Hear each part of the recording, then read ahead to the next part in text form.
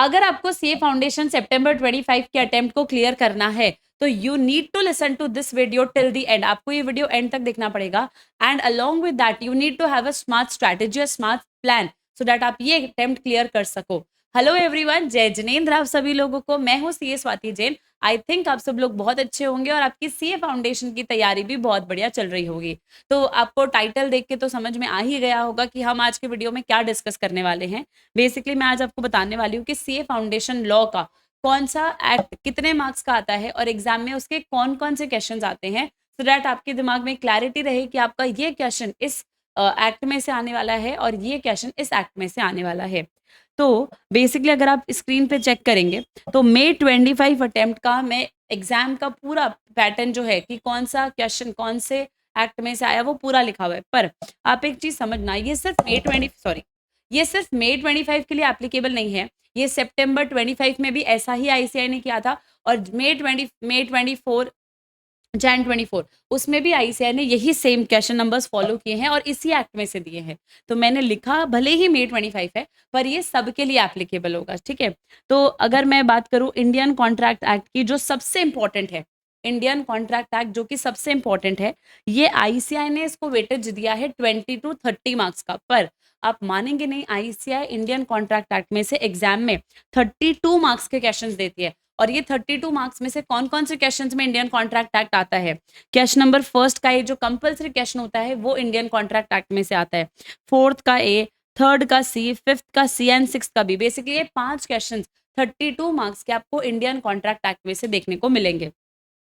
इसके बाद cell of goods act जो है, आईसीआई ने कहा है कि सेल ऑफ गुड्स एक्ट जो है वो 15 to 20 मार्क्स का हम देंगे, पर आईसीआई एग्जाम में इसको 21 मार्क्स का देती है। और 21 मार्क्स में से भी कौन कौन से क्वेश्चंस देती है आप चेक कीजिए। Question number second A, fifth A, sixth C.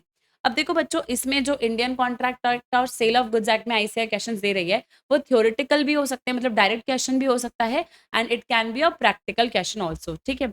अब सेल ऑफ गुड्स एक्ट में अगर मैं आपको बताऊं, अगर आप पेपर चेक करेंगे तो ये जो 3 question sale of goods act के आते हैं, इसमें से बेसिकली आईसीआई एक क्वेश्चन आपको डायरेक्ट देती है और रिमेनिंग 2 क्वेश्चंस आईसीआई आपको केस स्टडी फॉर्म में देती है, ठीक है। इंडियन पार्टनरशिप एक्ट के लिए अगेन आईसीआई कह रही है कि ये 20 मार्क्स का हमने दिया है May 25 में और आईसीआई के हिसाब से वेटेज इसका 15 to 20 मार्क्स का है। इसमें आईसीआई 3 क्वेश्चन देती है, फर्स्ट का सी, फिफ्थ का बी एंड थर्ड का ए। तो अगर आप कंपल्सरी क्वेश्चन देखोगे तो कंपल्सरी क्वेश्चन में एक तो आपको कॉन्ट्रैक्ट एक्ट दिखेगा और कंपल्सरी क्वेश्चन में आपको एक पार्टनरशिप एक्ट का क्वेश्चन दिखेगा। कंपनीज एक्ट जो अगेन बहुत इंपॉर्टेंट चैप्टर है आपके एग्जाम के लिए, वो आईसीआई 15 to 20 मार्क्स का देती है। 15 to 20 मार्क्स का आईसीआई ने कहा है पर एग्जाम में वो 21 मार्क्स का इस चैप्टर में से दे रहे हैं। फर्स्ट का बी अगेन कंपल्सरी क्वेश्चन में, थर्ड का बी एंड सेकंड का बी आईसीआई आपको कंपनीज एक्ट में से दे रही है। और अगर आप मेरे चैनल पे नए हैं तो मैं आपको एक चीज बता देती हूँ कि ये वेटेज तो मैं आपको बता ही रही हूँ, पर साथ का साथ मेरा एक सीए फाउंडेशन का फ्री फास्ट ट्रैक सीरीज चल रहा है जिसका प्लेलिस्ट लिंक मैं आपको नीचे डिस्क्रिप्शन में दे दूंगी और उसके जो नोट्स है वो भी आपको हमारे टेलीग्राम चैनल पे मिल जाएंगे। तो डू चेक कि आप हमारे टेलीग्राम चैनल को फॉलो कर लो क्योंकि उस पर भी कुछ ऐसे इंपॉर्टेंट अपडेट्स आते रहते हैं, ठीक है। Next moving on to negotiable instrument act, जो आईसीआई ने कहा है कि 10 to 15 मार्क्स का आता है पर आईसीआई इसको 14 मार्क्स का दे रही है। और इसमें बेसिकली 2 क्वेश्चंस आते हैं, एक फोर्थ का बी नेगोशिएबल इंस्ट्रूमेंट एक्ट में से आएगा और एक क्वेश्चन नंबर 6 का ए जो है वो भी नेगोशिएबल इंस्ट्रूमेंट एक्ट में से आएगा। अब देखो बच्चे जो सबसे बड़ी गलती करते हैं ना, बच्चे को लगता है कि मैम हम एलएलपी एक्ट और इंडियन रेगुलेटरी फ्रेमवर्क तो छोड़ के चल जाते हैं।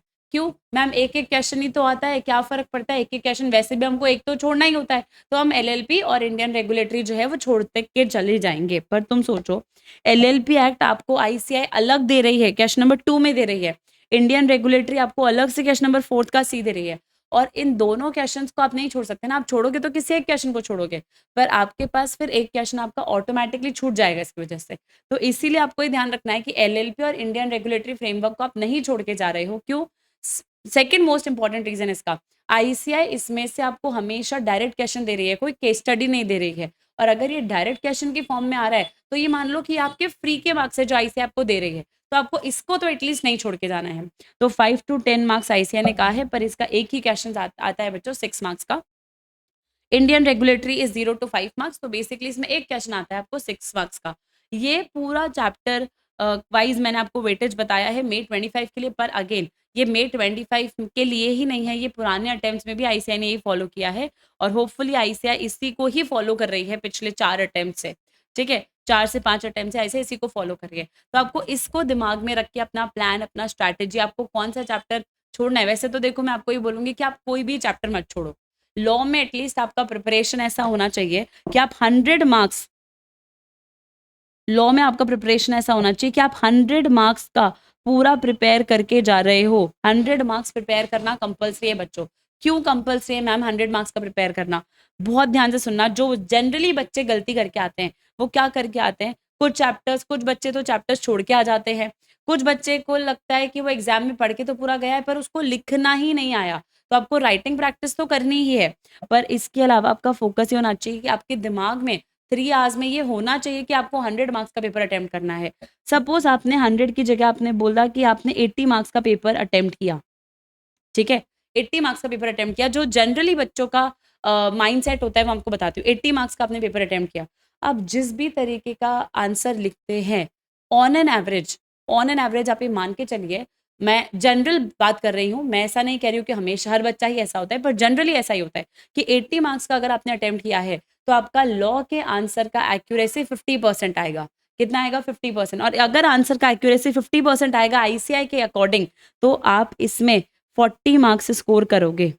और 40 marks is not a guarantee कि आप स्कोर कर लोगे। हो सकता है आप 39 स्कोर कर पाओ, हो सकता है आप 37 ही स्कोर कर पाओ, हो सकता है 45 भी स्कोर कर लो।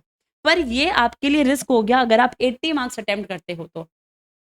इसीलिए मैं आप सब बच्चों को सजेस्ट करती हूँ कि आप लॉ में, क्योंकि एक्यूरेसी बच्चों का कंपैरेटिवली कम रहता है, क्योंकि लॉ आपके लिए नया सब्जेक्ट, आपने कभी पहले सब्जेक्ट को पढ़ा नहीं है। तो आई सजेस्ट कि आप इस पेपर को 80 मार्क्स नहीं, 90 मार्क्स नहीं, आप इस पेपर को 100% अटेम्प्ट करने की कोशिश करें। और 100% अटेम्प्ट करने का राज आपके पास सिर्फ एक है। आप जितना राइटिंग प्रैक्टिस करेंगे, जितना रिविजन करेंगे, उतना आपके लिए फायदा रहेगा। और इस रिविजन के लिए आप अगर चाहते हैं कि आपको और इफेक्टिव रिविजन करना है, तो आप मेरा प्लेलिस्ट जाके यूट्यूब पे चेक कर सकते हैं। आपको कोई डाउट हो तो मैं एक काम करती हूँ, मैं डिस्क्रिप्शन में एक व्हाट्सएप नंबर भी डाल देती हूँ। आप अपनी कोई भी क्वेरी हो किसी भी एक्ट में, तो आप उस व्हाट्सएप नंबर पे अपना क्वेरी भी पूछ सकते हैं। तो this is all for the video. अब अपन मिलेंगे नेक्स्ट वीडियो में। एक चीज़ याद रखना, अगर आपको वीडियो पसंद आया है तो इसको लाइक करते जाइएगा, और अगर आप हमारे चैनल पे नए हैं तो चैनल को सब्सक्राइब भी कर लेना। So okay guys, bye bye, have a nice day and take care.